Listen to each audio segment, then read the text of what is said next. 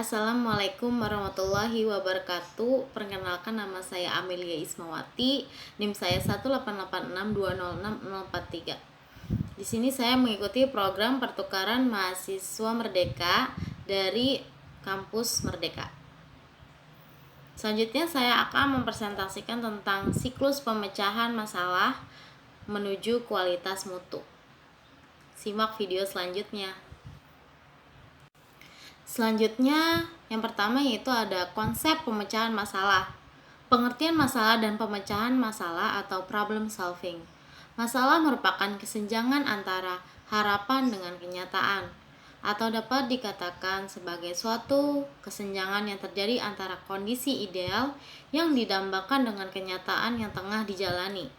Masalah akan muncul bila mana keinginan suatu individu tidak mampu ia penuhi karena berbagai kondisi dan keterbatasan yang ia miliki. Dalam hal ini bisa diambil bahwasanya masalah merupakan hubungan antara dua pihak atau lebih, individu atau kelompok yang memiliki atau mereka menganggap memiliki tujuan yang bertentangan. Problem solving merupakan suatu proses mental dan intelektual dalam menemukan masalah dan memecahkan berdasarkan data dan informasi yang akurat sehingga dapat diambil kesimpulan yang tepat dan cermat. Menurut Hamalik tahun 1994 151. Selanjutnya ada jenis permasalahan pokok pendidikan. Pemerataan pendidikan. Masalah pemerataan pendidikan adalah persoalan tentang bagaimana sistem pendidikan dapat menyediakan kesempatan yang seluas-luasnya bagi seluruh warga negara untuk mendapatkan pendidikan. Permasalahan ini timbul akibat masih banyaknya anak usia sekolah yang belum bisa ditampung dalam suatu lembaga pendidikan karena kurangnya fasilitas serta sarana yang disediakan, seperti gedung-gedung sekolah, tenaga pengajar, dan alat serta media belajar. Selanjutnya ada pemecahan masalah pemerataan pendidikan. Permasalahan pemerataan pendidikan ini dapat dipecahkan melalui beberapa cara. Cara-cara tersebut bisa secara langsung pada sarana pendidikan atau pada pelaku pendidikan. Pada sarana pendidikan dapat dilakukan misalnya melalui cara pembangunan gedung sekolah baru di daerah-daerah pinggiran, perbaikan dan penggantian gedung sekolah yang tidak layak pakai, serta pengadaan sistem double shift bergantian pagi dan sore untuk penggunaan gedung sekolah agar penggunaannya bisa merata. Selanjutnya ada masalah mutu pendidikan. Masalah mutu pendidikan muncul ketika hasil pendidikan belum mencapai taraf seperti yang diharapkan. Rendahnya kualitas sumber daya manusia, pendidikan dan sistem pendidikan yang kita pakai dapat menjadi penyebab dari permasalahan di atas. Banyak pelajar Indonesia masih belajar dalam taraf menghafal saja, di mana hanya berbekal hafalan tidak membuat tambahnya suatu kecerdasan maupun tambahnya kedewasaan seseorang. Di dalam belajar seharusnya disertai pemahaman terhadap suatu materi sehingga pemahaman tersebut akan benar-benar menancap pada otak pelajar. Dan pada akhirnya ia harus terjun dalam masyarakat, ia akan benar-benar bisa mengaplikasikan ilmu yang pernah ia pelajari tersebut. Pemecahan masalah mutu pendidikan. Sasaran pemecahan masalah mutu pendidikan adalah perbaikan kualitas komponen pendidikan dan mobilitas komponen-komponen tersebut. Upaya pemecahan permasalahan ini dapat ditempuh dengan cara mutu pendidikan dapat diketahui pada kualitas keluarannya. Masyarakat tidak akan melihat proses bagaimana ia belajar. Yang dilihat hanyalah hasil akhir dari sekian lama ia menempuh pendidikan. Permasalahan yang banyak muncul sekarang adalah apakah kualitas keluaran dari sistem pendidikan itu termasuk dalam pribadi yang benar-benar berkualitas sebagai manusia pembangunan. Selanjutnya ada masalah efisiensi pendidikan.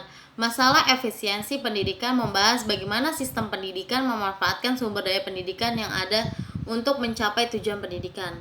Hal ini tergantung bagaimana penggunaan dari sumber daya tersebut. Akan dikatakan mempunyai efisiensi tinggi apabila penggunaannya hemat dan tepat sasaran, dan bila sebaliknya, maka efisiensi rendah. Sumber daya yang dimaksud di sini antara lain adalah tenaga kependidikan dan sarana prasarana kependidikan. Pemecahan masalah efisiensi pendidikan. Permasalah efisiensi pendidik lebih mengarah pada masalah kualitas. Tentu saja ini dapat dipecahkan melalui pendekatan teknologi pendidikan. Hal tersebut dapat ditempuh melalui cara-cara pendekatan sistem berorientasi pada peserta dan pemanfaatan sumber belajar. Selanjutnya ada masalah relevansi pendidikan. Masalah relevansi pendidikan mencakup sejauh mana sistem pendidikan mampu menghasilkan output dari proses pembelajaran yang sesuai dengan kebutuhan pembangunan. Output pendidikan diharapkan mampu mengisi semua sektor pembangunan yang beraneka ragam. Jika sistem pendidikan mampu menghasilkan output yang baik, potensial, dan memenuhi kriteria yang dibutuhkan, maka relevansi pendidikan dianggap tinggi. Pemecahan masalah relevansi pendidikan.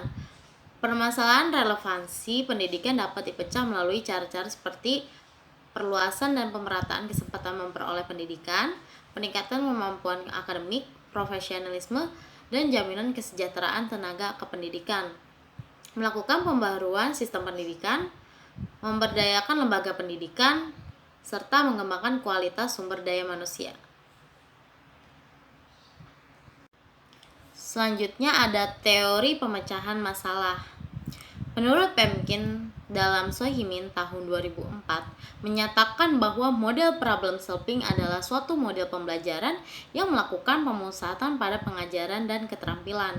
Jadi, masalah dapat didefinisikan sebagai suatu persoalan yang tidak rutin dan belum dikenal cara penyelesaiannya. Problem solving adalah mencari atau menemukan cara penyelesaiannya, menemukan pola atau aturan. Selanjutnya ada teori menurut Majid tahun 2015 menyatakan problem solving dalam sistem pembelajaran merupakan pembelajaran berbasis masalah, yakni pembelajaran yang berorientasi learn centered dan berpusat pada pemecahan suatu masalah oleh peserta didik melalui kerja kelompok. Selanjutnya ada siklus pemecahan masalah dalam bidang pendidikan. Awal siklus pembentukan kelompok pemecah masalah. Pernyataan masalah. A. Prioritas masalah. B. Memahami proses lokasi masalah. C. Identifikasi masalah. D. Awal siklus. E. Penentuan penyebab masalah. F. Pemantauan dan evaluasi. G. Pemantauan data penyebab masalah. H. Penerapan pemecahan masalah. I. Penentuan penyebab masalah terpilih. J. Penyusunan rencana pemecahan masalah. K. Penentuan pemecahan masalah terpilih. L. Penentuan alternatif pemecahan masalah terpilih. Terima kasih sudah menonton video presentasi dari saya. Kurang lebihnya mohon maaf. Wassalamualaikum warahmatullahi wabarakatuh.